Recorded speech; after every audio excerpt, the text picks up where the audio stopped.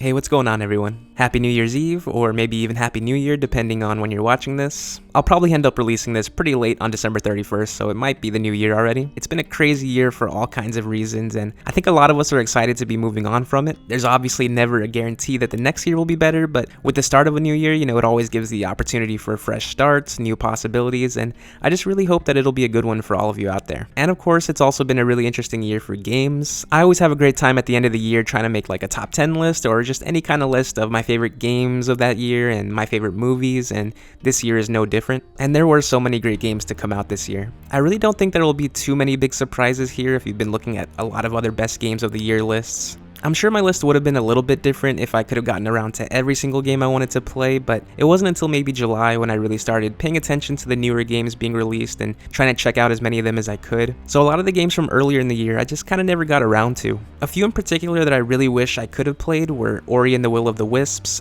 Doom Eternal, and Raji: An Ancient Epic. And also there's a few games that came out recently that I've been enjoying, but I just haven't put enough time into to justify them being on the list yet, and so that's like Star Wars Squadrons, Demon's Souls, and Cyberpunk. And lastly though, I do want to give one honorable mention here before jumping into the actual list. I want to give some serious love to Beyond Blue. I really thought the concept that they were going for was done perfectly as this underwater adventure just completely focusing on learning more about the ocean and about ocean life, and it's one that I hope a lot more people go out and play. So I guess I could kind of just slot that in as number 11 on the list, but yeah, I'm just really glad that I got to play that one this year. But yeah, so let's just get into the top 10 now, waste no more time here. And so at number 10, starting off the list, it's Astros Playroom. Astros Playroom is a game that comes pre-installed on the PS5, and because of that, it kind of seems like it was overlooked by some because the expectation is that maybe it's like a sort of a waste of time, but there is so much fun to be had with it and so much love put into it too that you can feel throughout all of it. It really is the perfect game to try out as soon as you get the PS5 to test out the new DualSense controller, and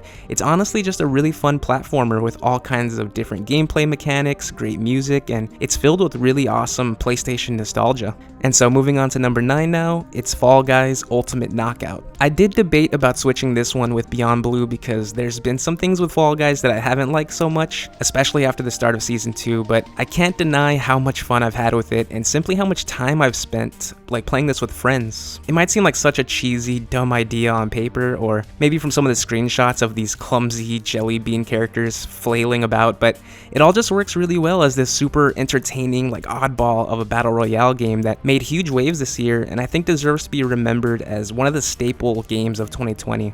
Alright, so moving on to number 8, Dreams. This is one that I almost didn't even put on the list because I completely forgot that it came out this year. The year has gone on so long now that I wouldn't have been surprised at all if someone said that this came out in February of last year, but it was this year and there was no way I could keep this off the list because it's simply one of the most unique games I've ever played. What's offered to you in this game from the developers alone in this short story mode they have is honestly good enough to warrant like a $20 or $30 price for it, but Dreams is loaded with an insane amount of user-created content as well that offers so much variety and value to this game that pretty much gives it a limitless range of potential. If you don't love user-created content, then maybe it won't be for you, but if you're willing to give that a chance and perhaps want to create some levels of your own, there's no reason to not get this one. Okay, so moving on to number 7 now, Sackboy: A Big Adventure. Another PlayStation exclusive here, but I mean, I gotta say, this game really surprised me so much. I had played some of the Little Big Planet games in the past, and I enjoyed them, but I still had almost no expectations for this game, and I didn't really have any interest when it was announced. But I did decide to buy it when I got the PS5, and that was such a great decision because this game is great, and it's really perfect for all ages, and sure, it might be a little simple to get through at times, and never poses like a super serious challenge, but the charm and the heart of this game is put on display all the time and in every level. The platforming and level design is a blast, and the music just caps it all off as one of the most fun games of the year that I think anybody would enjoy. And so at number 6, maybe the first sort of controversial take here is Hades. Does this game deserve to be higher up? I think definitely. It's essentially a perfect game, and I think you're seeing it take the number 1 spot in a lot of these big lists out there right now for that very reason, and also the public outcry for it to win Game of the Year a couple weeks ago. And so really the only reason I have it this low is because although I do think the enjoyment you can have from it supersedes how much you enjoy the roguelike genre, I still would always prefer other genres first from how much I enjoy them, and especially with how terrible I tend to be with the hack and slash combat style. But regardless of that, Hades is still undeniably addicting and hands down one of the best games of the year. And alright, so starting out with the top 5 now, it's Animal Crossing New Horizons. This is another one I kinda debated with because this is a game I haven't played or thought of really in a really long time, but when it did come out and it seemed like pretty much everyone in the world was playing it, that might have been the best time I've had all year playing any game. It was just a really cool thing to feel connected with friends and also everyone out there that was also playing and talking about their islands on social media and sharing pictures of it, and that weekly struggle to find good turnip prices. All of this too while the year was taking a huge shift with the pandemic. It was just a very interesting time when this was at its peak, and again, I think this is one of those staple games and moments of 2020 that will always be remembered, and I feel like it easily deserves a top 5 spot for that. And so now going on to number 4, Marvel's Spider-Man Miles Morales. This was an amazing game. I'll just say it right off the bat, the only reason this isn't higher is because there wasn't more of it. I think there is an argument to be made that it was the perfect length since it wasn't ever promoted to be a full game anyway like the first one was, and you know, it wasn't unexpected, but I also think that it made it kind of forced to feel a little rushed at times. And I did play the remastered version of the 2018 game right after it, and you know, that game has some great moments where it lets you kind of just take a breather and enjoy the city, and while Miles Morales did that too, it still just wasn't quite that full experience, especially like some of the games higher up on the list here. But you know, nevertheless, it's always a blast, and it's an amazing follow-up to the 2018 game, and more importantly, is able to completely stand out on its own. And now number 3, and